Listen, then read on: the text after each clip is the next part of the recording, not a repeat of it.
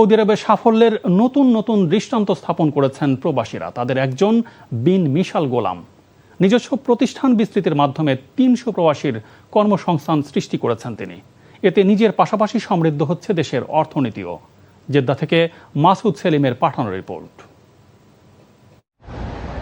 Saudi আরবের বুকে স্বপ্ন নিয়ে ছুটে চলা ৪৫ লাখ প্রবাসীর ভিড়ে কেউ শুধু নিজের ভাগ্য বদলান, কেউ বদলান অন্যের জীবনও।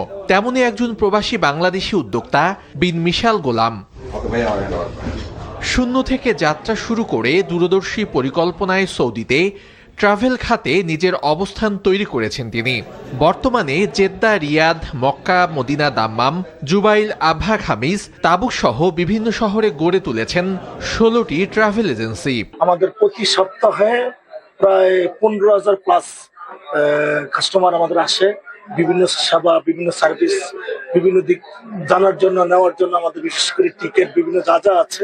জেনারেলের প্রায় ১০০টিরও বেশি সেবা এবং এয়ার টিকিটিং সহ উমরা visa, visit visa plus travel সংক্রান্ত যে কোনো ধরনের ভিসা সহজ ও নির্ভরযোগ্য প্রতিষ্ঠান হিসেবে আমরা কাজ করে যাচ্ছি।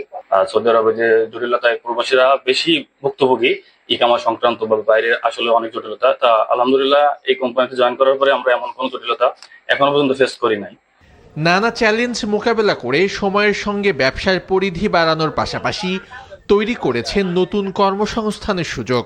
প্রবাসীরা বিভিন্ন সময় সেবা থেকে বঞ্চিত হয়, বিশেষ করে ইকামা সংক্রান্ত তথ্য, টিকেটস এবং আদার্স যে সার্ভিসগুলো আছে, জেনারেল সার্ভিস, সেগুলো থেকে বঞ্চিত হয়। বিদায় বিন মিশাল ট্রাভেলসের টার্গেট ছিল যে দাম্মাম, জুবাইল এবং পার্শ্ববর্তী যে শহরগুলো আছে সেগুলোতে প্রবাসীদেরকে সেবা দেওয়া এবং খুব শীঘ্রই আমাদের